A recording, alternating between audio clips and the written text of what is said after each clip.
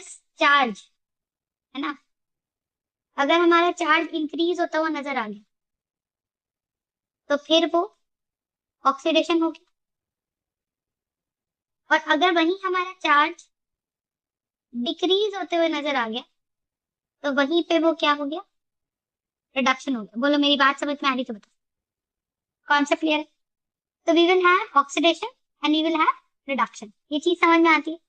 अब हमें इसके हिसाब से रिएक्शंस बनाने, ठीक है।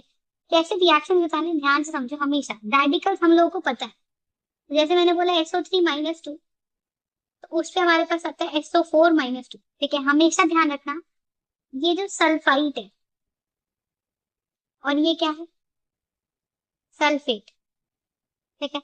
तो कोई भी ऑक्सीडाइजिंग एजेंट जो होगा ना, कोई भी ऑक्सीडाइजिंग एजेंट जो होगा वो हमेशा सल्फाइड को सल्फेट में ही कन्वर्ट करेगा, है ना, हमेशा। और कोई भी रिड्यूसिंग एजेंट अगर होगा, कोई भी रिड्यूसिंग एजेंट अगर होगा तो वो सल्फेट को सल्फाइड में ही कन्वर्ट करेगा। क्या मेरी बात समझ में आ रही? So I hope you are understanding कि हमारे पास है कौन, हमारे पास एक सल्फाइड है और सल्फाइड से कन्वर्ट हो रहा है सल्फेट, और सल्फेट से कन्वर्ट हो रहा है सल्फेट। Got the point? इधर से इधर मैं लिख रही हूँ ऑक्सीडेशन रिएक्शन, और इधर से इधर मैं लिख रही हूँ हमारा रिडक्शन रिएक्शन। क्या मेरी बात समझ में आ रही है तो बताइए, इज इट क्लियर? तो एक हमारे पास है सल्फाइड, एक हमारे पास यहाँ पर है सल्फेट। कॉन्सेप्ट समझा? ठीक है। अब ये क्यों हो रहा है, लॉजिक समझो। देखो, ऑक्सीजन का एटॉमिक नंबर होता है 8, तो कॉन्फ़िगरेशन होती है 2 6, एम आई राइट? तो अगर ऑक्सीजन का atomic number is 8 and configuration is 2 6, इसका मतलब oxygen wants to gain 2 electrons, oxygen wants to gain 2 electrons, am I right?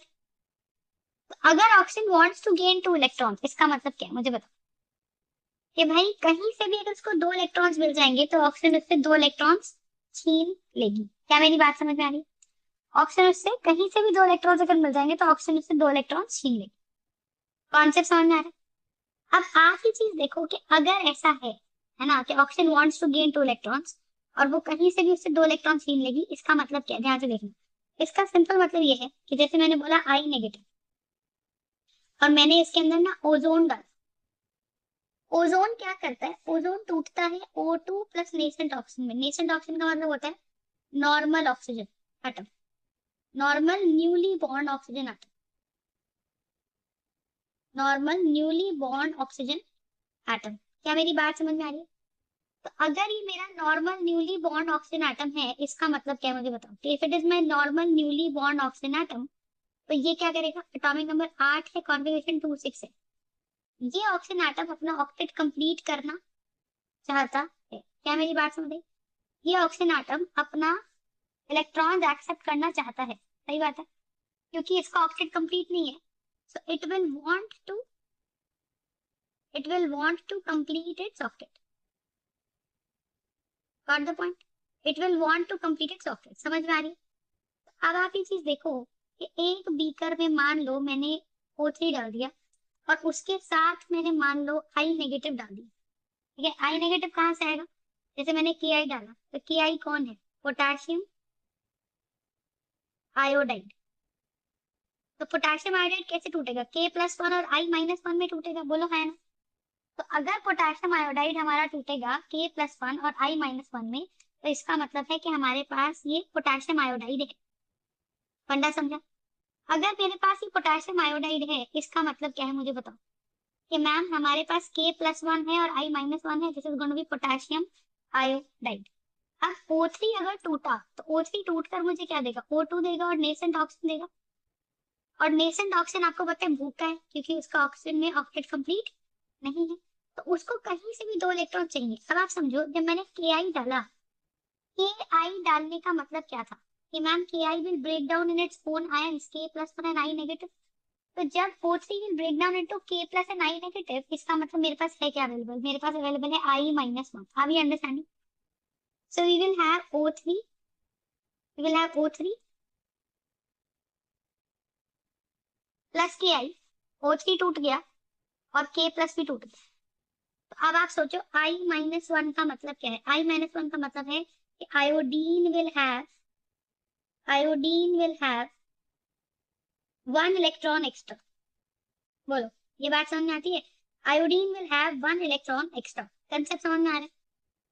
तो अगर आयोडीन के पास 1 इलेक्ट्रॉन एक्स्ट्रा है, क्यों एक्स्ट्रा है मुझे बताओ? फ्लोरीन, क्लोरीन, ब्रोमीन, आयोडीन, ये चारों के चारों जो है वो किस में आते हैं?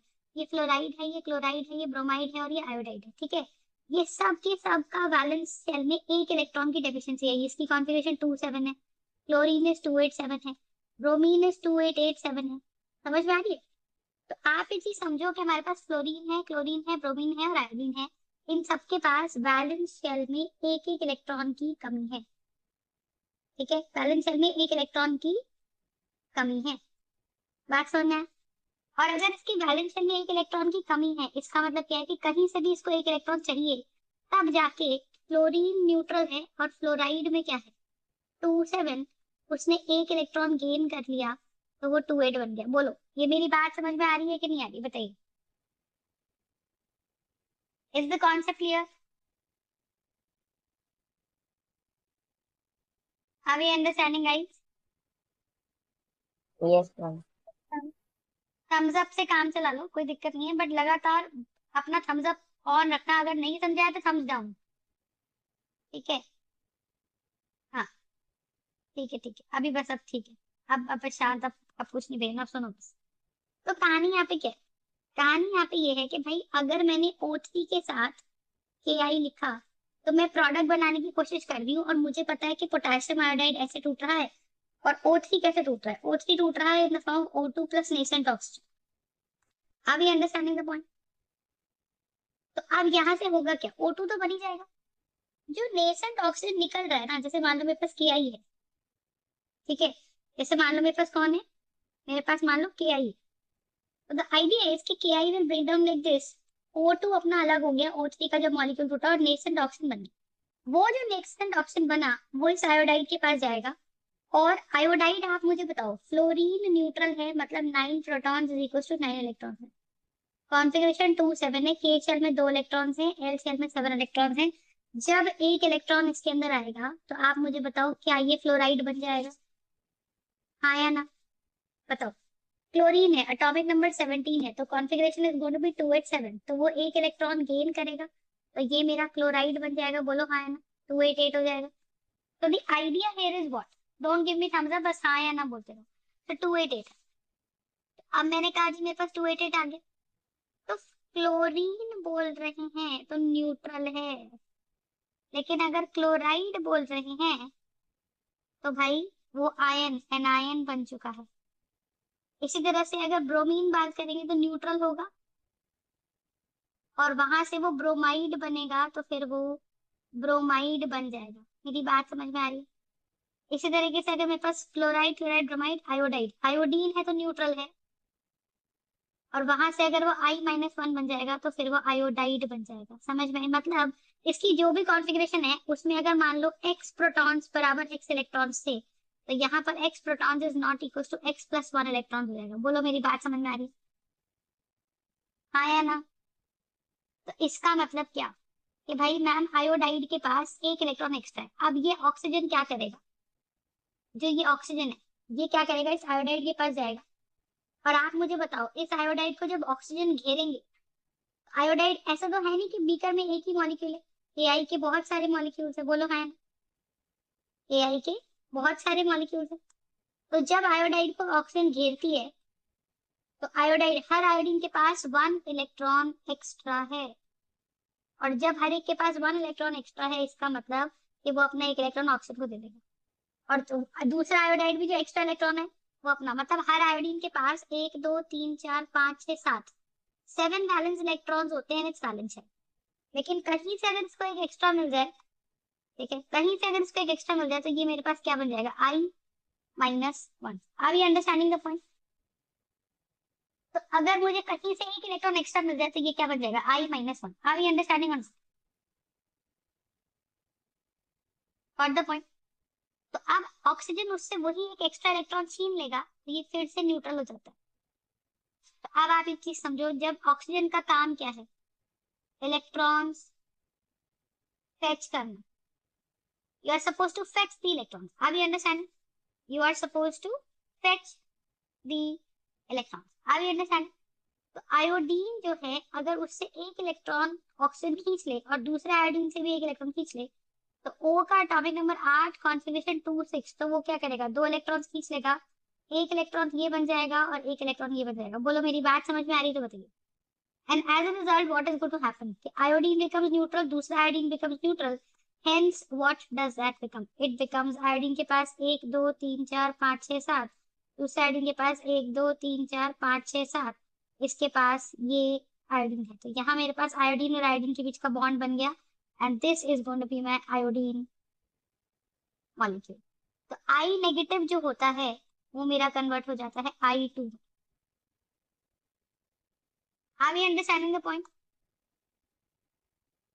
Are we understanding the point और not? Just tell me, is the concept clear? तो हमें ये अच्छे से समझ में आना चाहिए कि भाई 2I नेगेटिव क्या बचता है, 2I नेगेटिव हमारा कन्वर्ट हो जाता है I2 के अंदर। इज द पार्ट क्लियर और not? Just tell me that. ठीक है, तो आप मुझे बताओ, क्या अब हम इक्वेशन अगर लिखें, मैंने लिखा Ki प्लस ओजोन। ओजोन कौन है? एक ऑक्सीडाइजिंग एजेंट है। ऑक्सीडाइजिंग एजेंट क्या करता है? ऑक्सीडाइजिंग एजेंट क्या करता है? दूसरे को, एजेंट है ना, एजेंट का काम है दूसरे के लिए हेल्प करना, तो ये दूसरे को ऑक्सीडाइज करता है, ये दूसरे को ऑक्सीडाइज करता है। दूसरे को ऑक्सीडाइज कैसे करते हैं? हमने पढ़ा है loss of electron is oxidation, हमने पढ़ा है loss of electron is oxidation, am I right और नॉट? तो अगर हमने ये पढ़ा है कि loss of electron is oxidation, तो इसका मतलब क्या है मुझे बताओ। कि मैम लॉस ऑफ इलेक्ट्रॉन का मतलब हुआ कि उसने इलेक्ट्रॉन लूज करा। जब उसने इलेक्ट्रॉन लूज करा तो कैसे लूज किया बताओ? ओजोन टूटा O2 में, नेसेंट ऑक्सीजन गई आयोडीन के पास, के प्लस, के प्लस से इलेक्ट्रॉन क्यों नहीं छीना पहले बताओ? बोलो 19 एटॉमिक नंबर है पोटेशियम का, कॉन्फ़िगरेशन पहले से ही 2881 है। तो न्यूट्रल जब था तो बैलेंस शेल में एक इलेक्ट्रॉन था, पर यहाँ न्यूट्रल के नहीं है, यहाँ पे के प्लस है। बोलो हाँ ना? और अगर यहाँ पर के प्लस है, इसका मतलब क्या है मुझे बताओ? अगर यहाँ पर के प्लस है, इसका सिंपल मतलब क्या है कि ma'am we will have K+1। Are you understanding? मतलब उसने एक इलेक्ट्रॉन लूज कर रखा है और वही एक इलेक्ट्रॉन आयोडीन को दिया होगा, तभी तो मेटल ने लूज किया, आयोडीन ने गेन किया, तो मेटल बन गया +1, आयोडीन बन गया -1, और इनके बीच में क्या आ गई? Force of attraction. Are you understanding the point? तो ये मेरे पास क्या बन जाएगा? Ki, this is going to be my potassium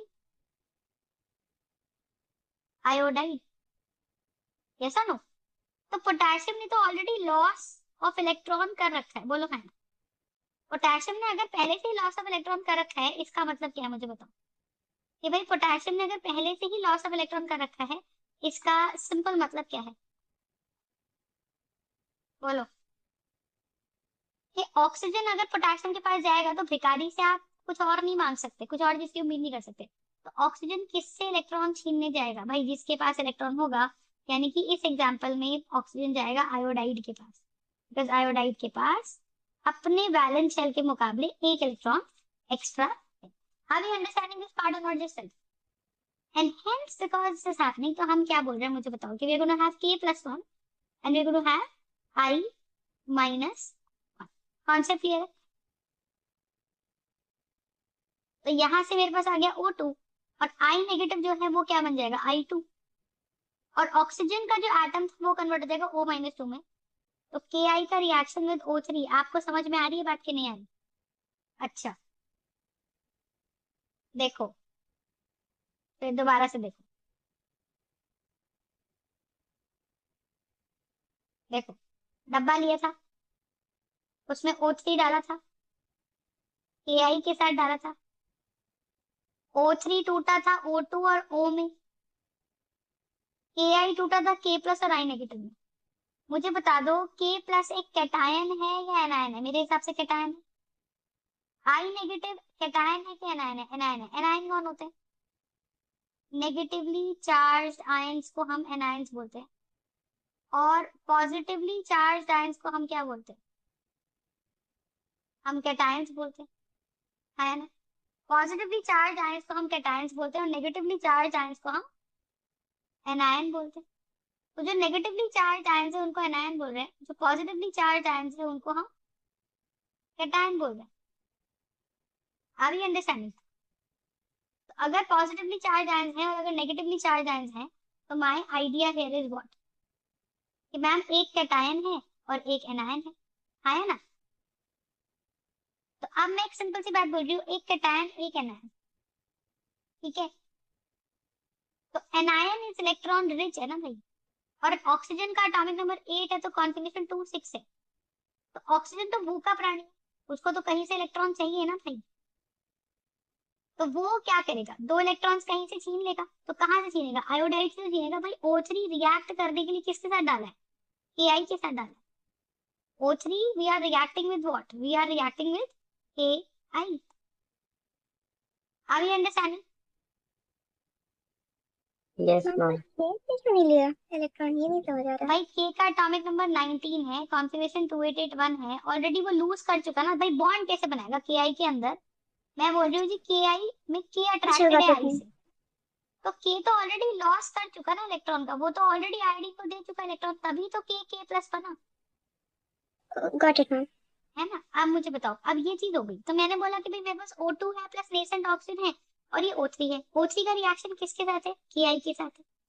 तो माय पॉइंट इज कि ऑक्सीजन ने ऐसे बीकर में एक Ki तो होगा नहीं भाई, बहुत सारे Ki होंगे। तो ऑक्सीजन ने इन सब में से दो आयोडाइड के साथ अगर इलेक्ट्रॉन ले लिया, तो ये O-2 बन गया और ये I न्यूट्रल हो गया।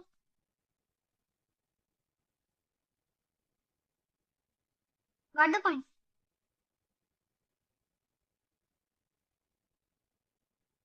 तो अगर वो अपना एक इलेक्ट्रॉन इसको दे देगा और एक इसको दे देगा, इसका मतलब क्या है कि आयोडीन न्यूट्रल और आयोडीन न्यूट्रल और O कैसा बन गया? O-2 बन गया। तो ठीक है, तो दोनों आयोडीन अपना बॉन्ड कैसे बनाएंगे? 7 7 इलेक्ट्रॉन है, दोनों नॉन मेटल है, तो आपस में इनके बीच में क्या बन जाता है? Single covalent bond. बोलो हाँ। और अगर इनके बीच में सिंगल कोवैलेंट बॉन्ड बन जाता है, इसका मतलब क्या है? बोलो। कि मैम आयोडाइड से जब इलेक्ट्रॉन छीने तो वो आयोडीन में कन्वर्ट हो गया, पर छीने किसने? ओजोन ने। और ओजोन ने कैसे छीने? O2 प्लस नेसेंट ऑक्सीजन ने छीने। तो मैं आपको इक्वेशन कंप्लीट करके बताती हूँ कि ओजोन अगर रिएक्शन Ki से कर रहा है, तो ओजोन तो एक ऑक्सीडाइजिंग एजेंट है जो कि ऑक्सीजन रिलीज करता है। तो ये टूटेगा और नेसेंट ऑक्सीजन रिलीज करेगा। हाँ, ये नेसेंट ऑक्सीजन Ki के पास जाएगा। Ki में K प्लस और I नेगेटिव है, तो K प्लस से तो इलेक्ट्रॉन छीने नहीं जाएंगे भाई। तो किससे इलेक्ट्रॉन छीने जाएंगे? आयोडाइड से छीने जाएंगे, तो O3 विल रिमेन O3, है ना? और I negative will convert into I2। और जो ये ऑक्सीजन था, इसने तो दो इलेक्ट्रॉन गेन करे थे दो आयोडाइड से, तो ये बन जाएगा O-2। और बीकर में अगर आप ध्यान से देखो तो K प्लस घूम रहा है, that K plus will criss cross with O-2। तो मेरा प्रोडक्ट क्या बन गया? I2 plus O2 plus A2। बोलो हाँ ना? क्या ये इक्वेशन बनानी समझ में आ गई? थम्स अप दे दो फटाफट से। Are you understanding? Is it clear?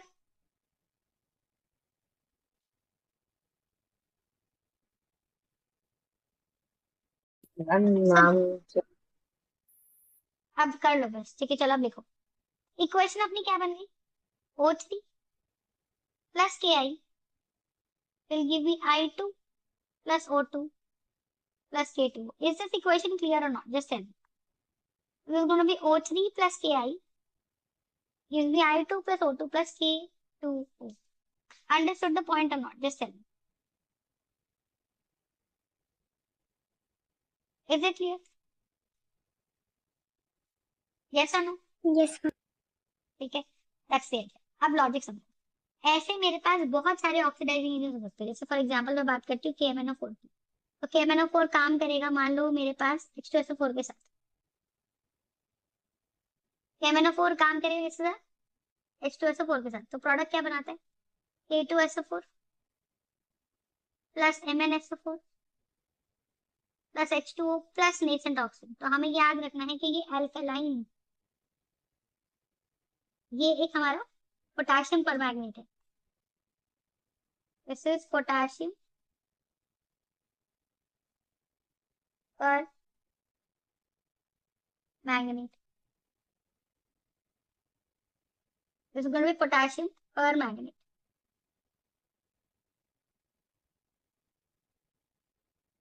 और इसी तरह से मेरे पास क्या है, K2Cr2O7। इसका रिएक्शन भी हम H2SO4 के साथ ही कराते हैं। मतलब आप ये समझो कि अकेला K2Cr2O7 नेसेंट ऑक्सीजन रिलीज नहीं कर सकता। This has to be an acidified potassium dichromate. तो इनका रिएक्शन जब होता है तो आप लॉजिक समझो, ये कैसे रिएक्शन हो रहा है। ये बनेगा K2SO4 plus water plus Cr2SO4 whole thrice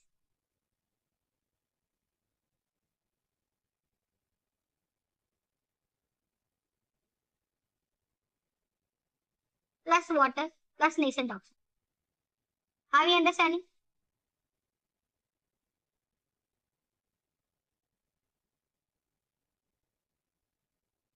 Yes, ma'am. One second.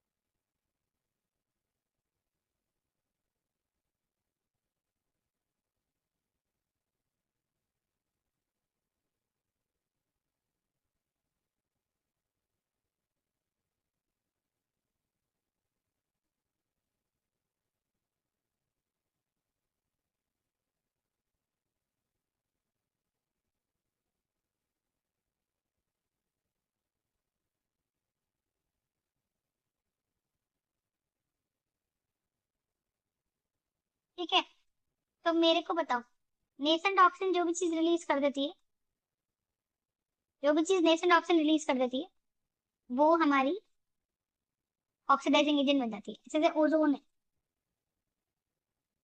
Ozone बैठे बैठे क्या रिलीज करती है, O2